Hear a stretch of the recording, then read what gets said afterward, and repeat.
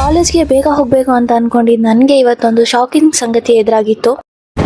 Matter ಏನಪ್ಪ ಅಂದರೆ ಕಾಲೇಜಿಗೆ ಬೇಗ ಹೋಗಬೇಕು ಅಂತ ಅಂದ್ಕೊಂಡು ನಾನು ನನ್ನ ಮಿನ್ನುನ ಸ್ವಲ್ಪ ಹೊತ್ತು ಆಟಾಡಿಸ್ಕೊಂಡು ಕಾಲೇಜ್ ಕಡೆ ಹೊರಟೆ. ಅಲ್ಲಿ ಏನಪ್ಪ ಅಂದರೆ ಹೆಂಗಸರೆಲ್ಲ ರೆಡ್ ಕಲರ್ ಸ್ಯಾರಿಲಿ ಧರಣಿ ಕೂತಿದ್ರು. ಮ್ಯಾಟರ್ ಏನು ಅಂತ ಕೇಳಕ್ಕೆ ಹೋದ್ ನನಗೆ ಅವ್ರು ಹೇಳಿದ್ದು ಅವ್ರಿಗೆ ಸ್ಯಾಲ್ರಿ ತುಂಬ ಕಮ್ಮಿ ಅಂತೆ. ಆ್ಯಂಡ್ 11 ಇಯರ್ಸಿಂದ ಅವ್ರಿಗೆ ₹1 ಇನ್ಕ್ರಿಮೆಂಟ್ ಆಗಲಿಲ್ಲ ಅಂತೆ ಸೆಂಟ್ರಲ್ ಗೌರ್ಮೆಂಟಿಂದ. ಆ್ಯಂಡ್ ₹1 ಕೊಡಲ್ಲ ಅಂತೆ ಆಫ್ಟರ್ 60 ಇಯರ್ಸ್. ಅದನ್ನೆಲ್ಲ ಕೇಳಿಸ್ಕೊಂಡು ನಾನು ನನ್ನ ಕ್ಲಾಸ್ ಕಡೆನೇ ಹೋದೆ. ಕ್ಲಾಸ್ ಕಡೆ ಹೋದಾಗೂ ನನಗೆ ಶಾಕಿಂಗ್ ನ್ಯೂಸ್ ಎದುರಾಗಿತ್ತು. ಏನಪ್ಪ ಅಂದರೆ ಇವತ್ತು ಮಾರ್ನಿಂಗ್ ಕ್ಲಾಸಸ್ ಇರಲಿಲ್ಲ ಅಂತ.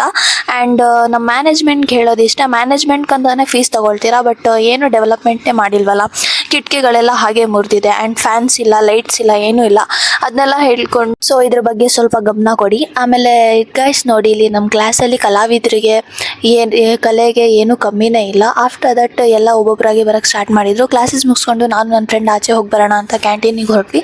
ಕ್ಯಾಂಟೀನಲ್ಲಿ ನಮ್ಗೆ ಏನೇನು ಬೇಕು ಅದನ್ನೆಲ್ಲ ಪರ್ಚೇಸ್ ಮಾಡಿ ಅಲ್ಲಿಂದಾನೇ ತಿನ್ಕೊಂಡು ಕ್ಲಾಸಸ್ ಕಡೆ ನಡೆದ್ವಿ. ಕ್ಲಾಸಿಗೆ ಬಂದ ತಕ್ಷಣ ನನ್ನ ಫ್ರೆಂಡ್ ಬಂದಿಲ್ಲ, ಅವ್ರ ಅಣ್ಣನ ಮದುವೆಗೆ ಮೆಹಂದಿ ಹಾಕಿದ್ಲು. ಮೆಹಂದಿ ಮಾತ್ರ ತುಂಬ ಚೆನ್ನಾಗಿತ್ತು, ಸಿಂಪಲ್ ಆ್ಯಂಡ್ ಕ್ಯೂಟಾಗಿ. ಮತ್ತು ನಮ್ಮ ಬೆಂಚ್ ಮೇಲೆ ಕೂತ್ಕೊಂಡು ತಿಂದು ಆಫ್ಟರ್ ದಟ್ ಒಂದು ಕ್ಲಾಸ್ ಇತ್ತು. ಕ್ಲಾಸಸ್ ಮುಗಿಸ್ಕೊಂಡು ನಾನು ನನ್ನ ಫ್ರೆಂಡ್ಸ್ ಎಲ್ಲ ಮನೆ ಕಡೆ ನಡೆದ್ವಿ. ಸೊ ಇವತ್ತಿಗೆ ಇಷ್ಟ ಅಂತ ಹೇಳ್ತಾ ಸಿಗೋಣ ನೆಕ್ಸ್ಟ್ ವ್ಲಾಗಲ್ಲಿ. ಅಲ್ಲಿ ತನಕ ಬಾಯ್.